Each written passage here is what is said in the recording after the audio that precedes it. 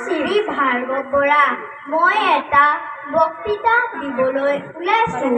পৃথিৱীত যেতিয়া অন্যায় অত্যাচাৰ বাঢ়ি গৈছিল, তেতিয়া একোজন মহাপুৰুষৰ জন্ম হৈছিল। তাৰেই এজন মহাপুৰুষৰ বিষয়ে মই বক্তৃতা দিবলৈ ওলাইছোঁ। মহাপুৰুষজনৰ নাম হ'ল শ্ৰীমন্ত শংকৰদেৱ। শ্ৰীমন্ত শংকৰদেৱৰ জন্ম হৈছিল বৰদোৱা ওচৰৰ আলিপুখুৰী নামৰ ঠাইত 1449 চনৰ আহিন মাহৰ শুক্লা দশমী তিথিত। তেওঁৰ পিতৃৰ নাম আছিল কুসুম্বৰ ভূঞা আৰু মাতৃৰ নাম আছিল সত্যসন্ধা।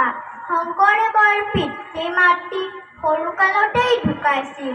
তেতিয়াৰ পৰা বুঢ়ীমাক খেৰসুতীয়ে শংকৰদেৱক তুলি তালি ডাঙৰ দীঘল কৰিছিল।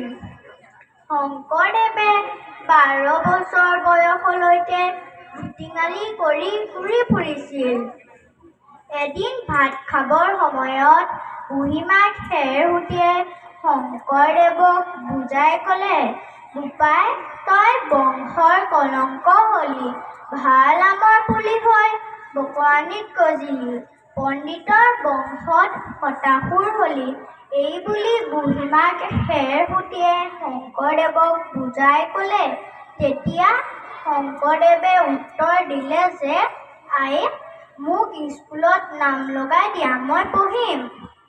তেতিয়া বুঢ়ীমাক খেৰসুতীৰ মনটো বৰ আনন্দিত হ'ল। তাৰ পিছদিনাখন শংকৰদেৱক বুঢ়ীমাক খেৰসুতীয়ে মহেন্দ্ৰ কুণ্ডলী টোলত নাম লগাই দিলে। শংকৰদেৱে ক, খ, অ, আ শিকিয়ে আকাৰ হুঁচৰিকাৰ নথকাকৈ এটা কবিতা ৰচিলে। কৰতল কমল কমলদল নয়ন ইত্যাদি এই বুলি এটা কবিতা ৰচিলে। শংকৰদেৱে দুবাৰ বিয়া কৰাইছিল। প্ৰথমবাৰ বিয়া কৰাৰ কিছুদিনৰ পাছত এজনী কন্যা সন্তান জন্ম হৈছিল।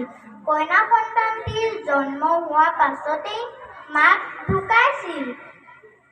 শংকৰদেৱে এদিন বুঢ়ীমাক খেৰসুতীক সুধিলে যে, "আই, মই তীৰ্থ ভ্ৰমণলৈ যাওঁ।"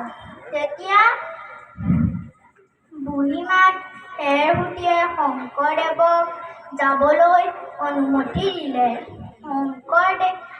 কাৰণ শংকৰদেৱৰ মনটো অলপ ভাল লাগিবলৈ বুঢ়ীমাক খেৰসুতীয়ে যাবলৈ ক'লে। শংকৰদেৱ অহাৰ বহু বছৰৰ পাছত বুঢ়ীমাক খেৰসুতীয়ে ক'লে যে, "বোপাই, তই পুনৰ বিয়া পাতিব লাগিব, কাৰণ তোৰ বংশৰ নাম থাকিব লাগিব।" তেতিয়া শংকৰদেৱে উত্তৰ দিলে যে, "কি পুনৰ বিবাহ? মই পুনৰ বিবাহ নকৰোঁ।" শিষ্যসকলেও কোৱাৰ পাছত শংকৰদেৱ বিয়া পাতিবলৈ মান্তি হ'ল। তেতিয়া শংকৰদেৱে পুনৰ বিয়া কৰালে।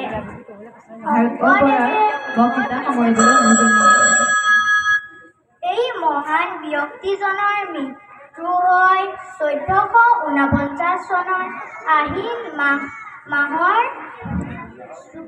কোচ বিহাগ